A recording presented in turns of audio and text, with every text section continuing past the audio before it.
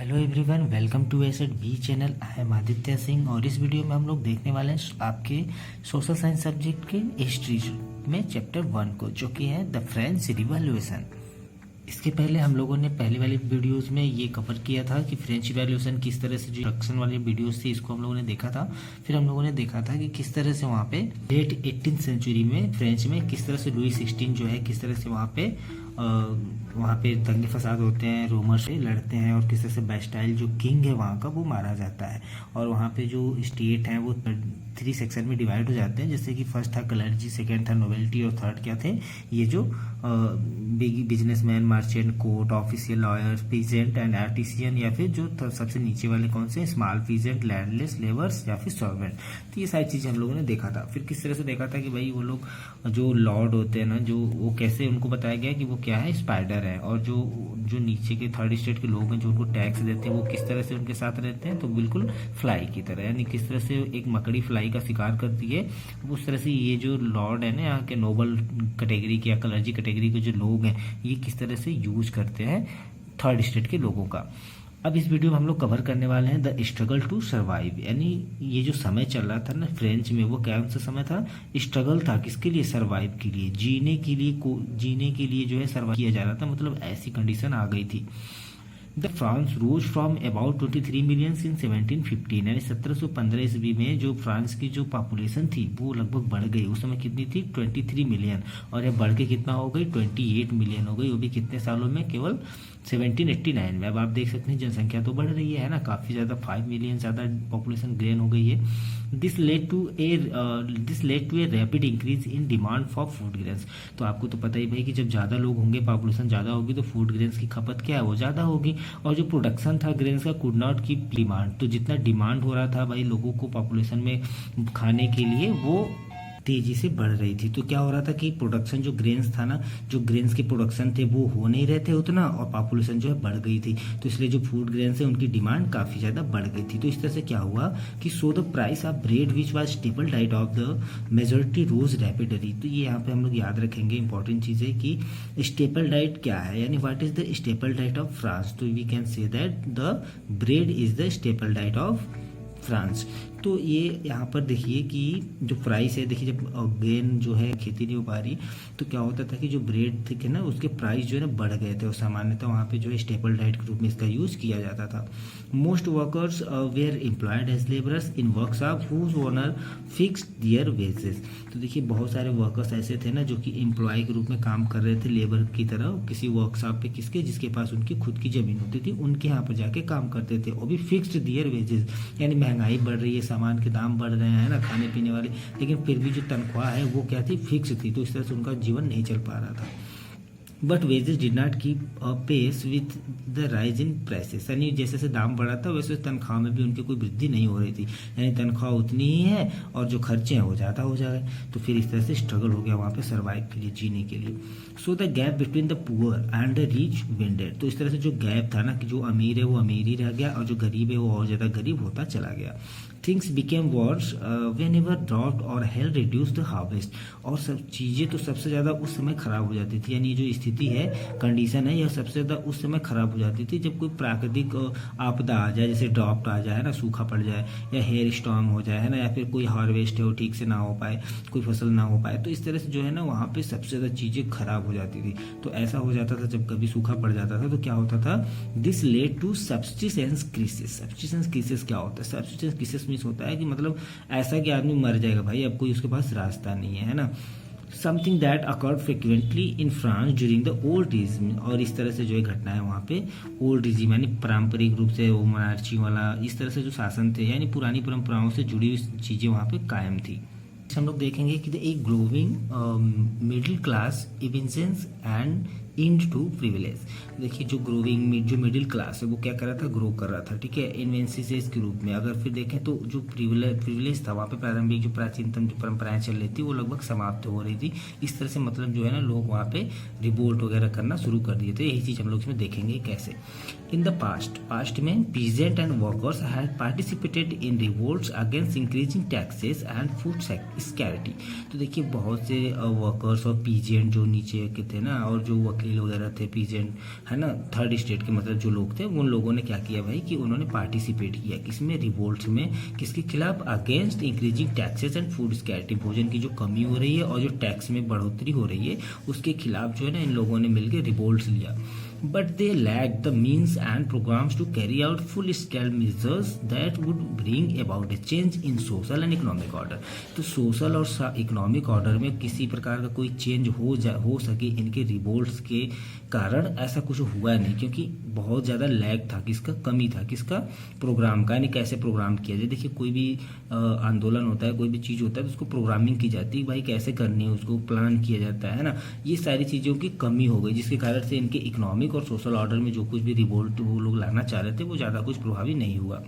This was left to those groups within the third state who had become prosperous and had access to education and new ideas। तो देखिए यह जो revolt था और जो इसमें प्रोग्राम चलाने की बात मैं अभी कह रहा था कि भाई एक प्रोग्रामर होना चाहिए जो कि पूरा प्रोग्रामिंग करेगी, किस तरह से हमें आंदोलन करना है, किस तरह से रिवोल्ट लेना है। तो ये सब कौन निर्धारित किया? तो फिर वो लोग जो ये थर्ड स्टेट के वो लोग जो पढ़े लिखे थे, जो एजुकेटेड थे, जिनके पास न्यू आइडियाज थे ना, उन सब लोगों ने इसमें बढ़ चढ़ के आगे आए और जो है प्रोग्रामिंग किए।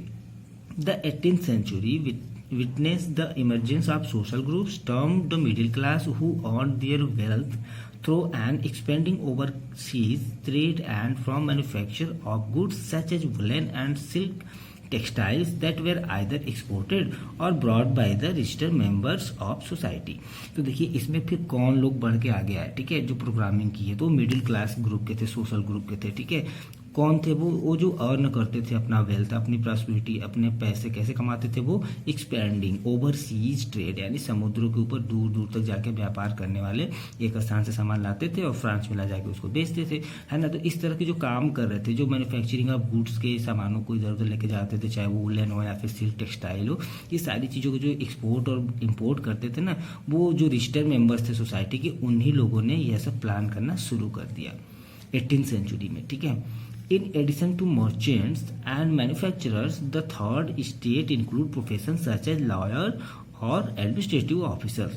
तो जो थर्ड जो ये मर्चेंट है ना, जो व्यापारी वर्ग है, या फिर जो मैन्युफैक्चरर्स थे, या फिर जो थर्ड स्टेट के लोग हैं, कोई भी प्रोफेशन के, चाहे वो लॉयर हो या फिर बिग बिजनेसमैन हो, है ना, ये सभी लोग जो है ना ऑफिशियली एक प्रकार से जुड़ने लगे। All of these were educated and believed that no group in society should be privileged by birth। और ऐसे जो पढ़े लिखे लोग थे, जो पैसे कमाते थे, जो व्यापारी वर्ग थे, ये लोग इतना बात करते थे, मतलब समझदारी की बात करते थे और ऐसा विश्वास रखते थे, बिलीव करते थे भाई कि सोसाइटी में कोई भी ऐसा नहीं होना चाहिए जिसको क्रेडिट क्या मिले, प्रिविलेज बाय बर्थ, यानी उसके जन्म से के कारण, यानी उसका जन्म राजघराने में हुआ है तो भैया वो बहुत बड़ा अपने आप को तुरम खा है। इस तरह से किसी को ओहदा देना उसके जन्म के हिसाब से नहीं, बल्कि इस तरह से होना चाहिए कि भाई जिसके अंदर जितनी एबिलिटी है, जितनी क्वालिटी है, उसके हिसाब से उसको प्रिविलेज मिलना चाहिए। तो ये जो पढ़े लिखे लोग थे प्रोफेशन में, या एडमिनिस्ट्रेटिव ऑफिसर थे, या जो मैन्युफैक्चरर्स थे, इन लोगों का ऐसा मानना था उस सोसाइटी में थर्ड स्टेट के कि भाई किसी को प्रिविलेज बाय बर्थ नहीं मिलना चाहिए।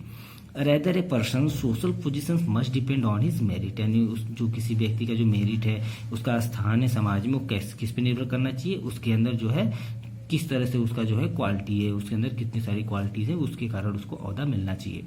These ideas envisaging a society based on freedom and equal laws and opportunities for all।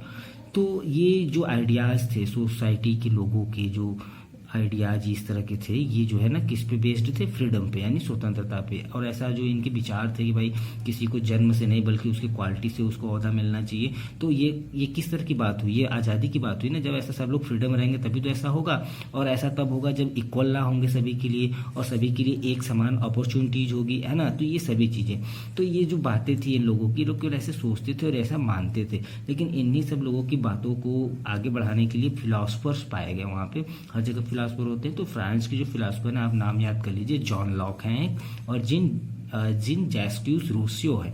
तो देखिए ये जो जॉन थे फिलोसफर, इन्होंने क्या कहा, in his two treatises of government Locke sought to refute the doctrine of the divine and absolute right of the monarch. तो देखिए ये जो जॉन लॉक थे, इनका नाम याद कर लीजिए आप, जॉन लॉक, ठीक है। इन्होंने क्या किया था, इन्होंने एक बुक लिखी हुई थी, क्या नाम था उसका, टू टेरिटरीज ऑफ गवर्नमेंट की टू टेरिटरीज के बारे में।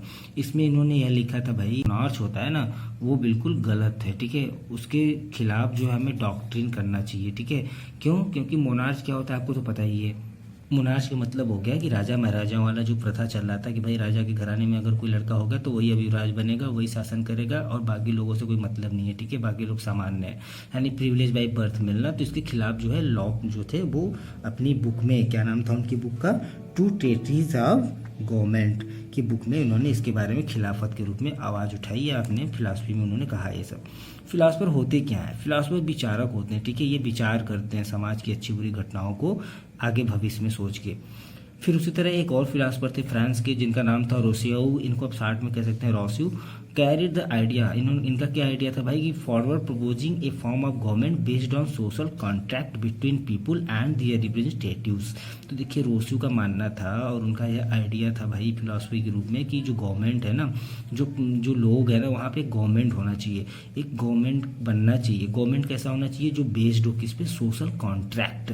आप ये देख सकते हैं कि जो ये सोशल कॉन्ट्रैक्ट है इट मीन्स क्या होता है? डेमोक्रेसी ही तो होती है। डेमोक्रेसी में हम लोग क्या करते हैं? सोशल कॉन्ट्रैक्ट ही तो करते हैं, एक दूसरे से संपर्क स्थापित करते हैं। और क्या करते हैं भाई कि 5 साल के लिए हमने किसी को कह दिया चलो अब इनको वोट दे दिया, अब ये हो गए हमारे जो है लीडर गवर्नमेंट में, ठीक है।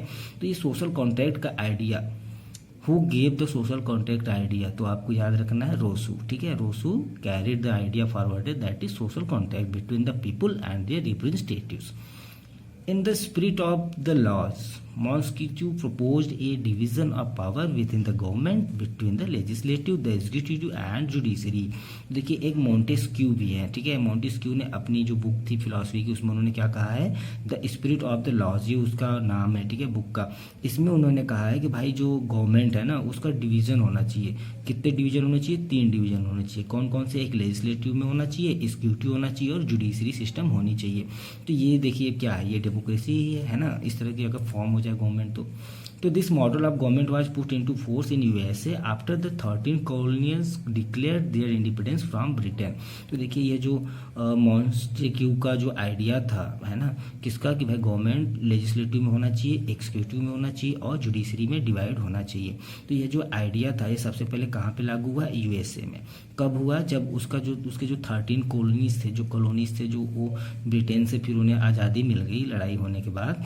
तो सबसे पहले यह नियम जो है कि भाई लेजिस्लेटिव, एग्जीक्यूटिव, जुडिशरी जो है इसी जगह पे लागू हुआ। The American Constitution and its guarantee of individual rights was an important example for political thinkers in France। France में जो पॉलिटिकल थिंकर्स थे उनके लिए ना ये बहुत ही महत्वपूर्ण इम्पोर्टेंट एग्जाम्पल है भाई कि जो कॉन्स्टिट्यूशन है अमेरिका का वो गारंटी लेता है सभी नागरिकों के इंडिविजुअल राइट के लिए, यानी जो सभी नागरिकों का जो मौलिक अधिकार है उनका उसके लिए गारंटी लेता है कि सबके साथ भेदभाव नहीं होना चाहिए। ये अमेरिकन में कॉन्स्टिट्यूशन में ऐसा होता है। तो ये जो ऐसा होता है ना, तो ये जो पॉलिटिकल थिंकर जो फ्रांस में उनके लिए ये बहुत ही इंपॉर्टेंट एग्जाम्पल के रूप में है। The ideas of these philosophers were discussed intensely in saloons and coffee houses and spread among people through books and newspapers। तो देखिए ये जो आइडियाज़ था ये फिलोसफर का, क्या जो रूसे का जो आइडिया था, जो लॉक का आइडिया था, जॉन लॉक का, या फिर है ना इन लोगों का जो आइडिया था फिलॉसफी में कि कैसी गवर्नमेंट होनी चाहिए, एग्जीक्यूटिव, जुडिशरी, है ना, इस तरह से। तो ये जो आइडिया थे इनके ना ये हर जगह डिस्कस होने लगे। कहाँ से भाई? सैलून में लोग बाल कटाने जाते थे तो वहाँ पर डिस्कस करते थे कि भाई ये फिलोसफर ने ऐसा ऐसा कहा है तो अच्छी चीज़ है ना, अच्छी चीज़ें सभी के लिए। तो इस तरह से डिस्कस होने लगा कॉफ़ी हाउसेस में भी, और लोगों के बीच में इस बात को फैलाया जाने लगा। कैसे? बुक्स के माध्यम से और न्यूज़पेपर के माध्यम से। These were frequently read allowed in groups for the benefits of those who could not read and right. तो कभी कभी चौराहे पे ना ऐसे भी होती थी भाई कि न्यूज़पेपर में कोई बात छप कर आ गई तो उसको रोज लोग जो है ना लाउड मतलब एक जोर की आवाज़ के साथ जो है पढ़ना शुरू कर देते थे। इससे क्या होता था कि जो लोग पढ़ और लिख नहीं सकते हैं ना वो लोग भी सुन लेते थे, तो उनको भी ये फायदा हो जाता था कि वो भी जान जाते थे। The news that Louis XVI planned to impose further taxes to be able to meet the expenses of the state generated anger and protest against the system of privilege। तो देखिए जो लुई 16 ने जो प्लान किया ना taxes का बाद में कि ऐसा करने से क्या हुआ ना कि वहाँ पे जो लोग थे ना स्टेट में वो जनरेट हो गए, क्या हो गए? एंगर, गुस्से में बदल गए, मतलब बहुत ज़्यादा आक्रोश बढ़ गया सभी वहाँ के लोगों में। और ये क्या हो गया इसके वजह से, and protest against the system of privilege. और जो प्रारंभिक वहाँ पे सिस्टम चल रहा था कि भाई मोनार्ची वाला और है ना इस तरह से जो उनको प्रिविलेज बाई बर्थ मिलता था, तो उस सब के खिलाफ हो गए और लोगों में गुस्सा भड़क गया।